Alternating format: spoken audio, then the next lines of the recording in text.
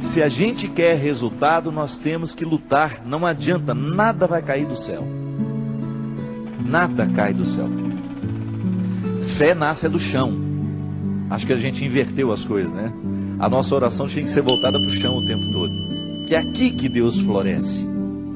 Deus é igual semente, floresce no chão. Essa metáfora de que Deus está no céu, isso é bonito. Mas é aqui, ó, é pisando nesse chão que a vida acontece. A força que Deus me dá, a força que Deus lhe dá, é para que a gente consiga plantar o jardim. Ninguém prometeu que nossa vida seria um jardim de flores, mas Deus prometeu a força para a gente plantar. Eu estou aqui, graças a Deus, cheio de saúde, tenho o meu esforço nessa história, tem, mas é dom de Deus em mim, eu faço a minha força.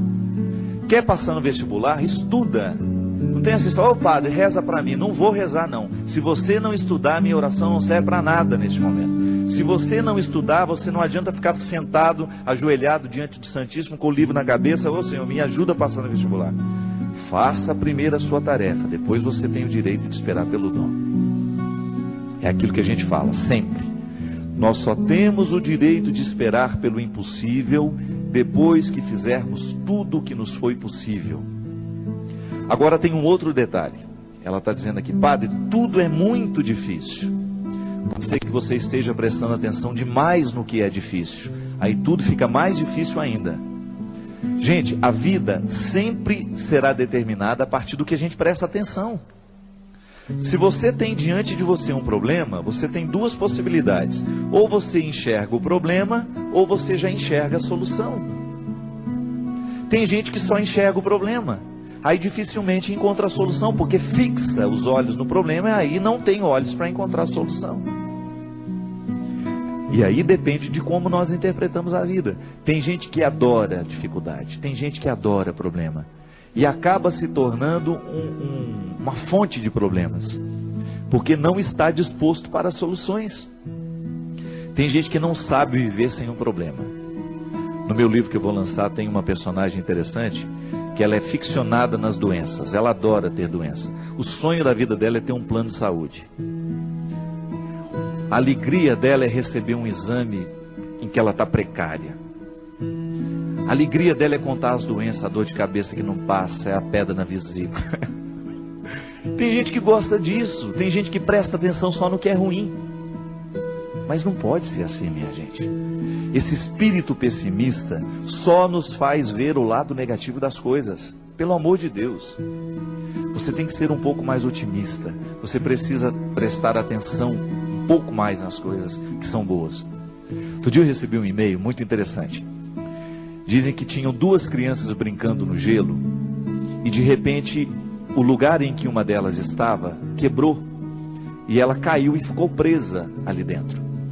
E a outra criança, num ímpeto de salvar aquela outra que estava ali dentro, quase morrendo já congelada, retirou o seu patins e começou a quebrar aquela outra parte lateral para que desse espaço para retirar o amiguinho que estava ali dentro. E com muito esforço aquela criança conseguiu. Milagrosamente, ela buscou uma força tão grande dentro dela, que ela conseguiu, mesmo não tendo força o suficiente para isso, ela conseguiu quebrar aquele gelo com o patins. E quando chegou o adulto, né, que viu a situação, não acreditou. E foram chegando outras pessoas, até que uma delas falou assim: como é que esse menino conseguiu quebrar esse gelo e retirar a outra criança que estava aí dentro? Aí o outro falou assim: é porque nenhum de nós estávamos aqui para dizer que ele não conseguia. E é interessante. Quando nós estamos diante de uma situação difícil, é muito natural que outras pessoas, tomadas por um espírito de porco, venham dizer: você não vai conseguir isso não, não vai dar certo não. Não é? E sempre tem um assim: eu não falei? Eu não sei não, estou achando que esse negócio vai dar certo não. Sempre tem um espírito de porco pronto para jogar uma frase destrutiva que vai desanimar. Mas não.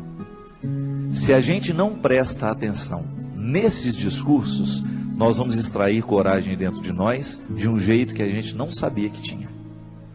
Então, minha filha, às vezes tudo está tão difícil. Não, não é bem assim. É que nós olhamos tudo de maneira difícil. Não é que tudo está difícil, é que nós olhamos tudo de maneira difícil. Não pode ser assim. Nós precisamos ser um pouco mais otimistas. Dificuldade existe na vida de todo mundo. Elas estão por toda parte. Agora, a maneira como nós encaramos essas dificuldades é que vai fazer a diferença. São 5.000 pessoas para 5 vagas. Não fique preocupada, viu? 90% destes 5.000 que estão tentando essa vaga não estudou do jeito que você estudou. Se você verdadeiramente se prepara para as coisas, você já elimina boa parte dos concorrentes, porque a maioria é mais ou menos. A maioria está vivendo mais ou menos. A maioria está fazendo mais ou menos. São poucas as pessoas que verdadeiramente estão tomando a vida com responsabilidade do jeito que ela precisa. São poucos os jovens que na fase de 16, 17 anos estão levando o colégio a sério. São poucos os universitários que hoje estão cursando a faculdade com a disciplina que a profissão vai exigir um dia. São poucos os profissionais que verdadeiramente estarão bem preparados para nos atender nos seus consultórios de advocacia, nos seus consultórios dentários, nos seus consultórios médicos, porque são poucos os que verdadeiramente estão fazendo o que devem fazer. Estou sendo pessimista? Não. É só você olhar para o jeito como estão vivendo os nossos universitários, a maneira como eles estão se preparando para a futura profissão. E eu sempre digo, quer ser um bom profissional, estude bem o que você está estudando. Porque você não tem o direito de ser mais ou menos. Não tem. A maior preocupação minha que eu tenho como padre, minha gente, é a qualidade dos nossos padres nos dias de hoje. Você que é padre sabe muito bem o quanto que você é exigido nos dias de hoje. Você precisa ser um homem de sabedoria. Você precisa ser um homem que estabeleça uma ponte com a cultura, com a sociedade.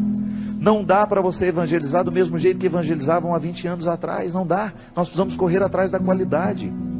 Ninguém está fora disso. Você aí na sua área, você precisa correr atrás da sua qualidade. Você que é médico, você que é dentista, você sabe o quanto você precisa se aperfeiçoar para você continuar de pé no mundo de hoje. Hoje nós estamos no tempo da competência e não é problema. Isso tem que nos motivar para a gente querer, reconhecendo, ainda que seja um mínimo dentro de nós. Nós merecemos cuidar desse mínimo, chegar a aperfeiçoar cada vez mais esse processo, aumentar cada vez mais as nossas possibilidades. E aí na hora que a gente esbarra na nossa fragilidade, a gente tem que aprender com ela. Ela não tem que nos desanimar. Mas muito mais que a qualidade profissional, antes dela é a nossa qualidade humana. Muito mais que um bom médico, você precisa antes é ser um bom pai, ser um bom filho, ser um bom irmão. É isso que faz verdadeiramente a felicidade vir acomodar-se dentro de você. Não adianta você se realizar na sua profissão se você não se realiza como pessoa. E é disso que hoje nós estamos falando. É desse aperfeiçoamento humano. E na faculdade da vida a gente aprende o tempo todo. Não tem nenhum professor a nos ensinar a ser pai, a nos ensinar a ser irmão, não. É olhando nos olhos de quem a gente ama que a gente vai descobrir a medida certa, o aprendizado de cada dia, para que a gente possa ser um ser humano melhor no mundo de hoje. Chega de gente ruim, chega de gente incompetente como pessoa, chega de assassinos, chega de ladrões, chega de mentirosos. Vamos dar qualidade a esse mundo, a começar por você. Não importa de como você tenha vivido até o dia de hoje. A palavra de Deus para nós é sempre otimista. Deus continua vendo valores em você. Deus continua acreditando que o seu coração pode ser melhor. Deus continua acreditando que aí, nesse coração muitas vezes marcado pelos fracassos, existe uma vitória a que você pode chegar. Basta você não desistir.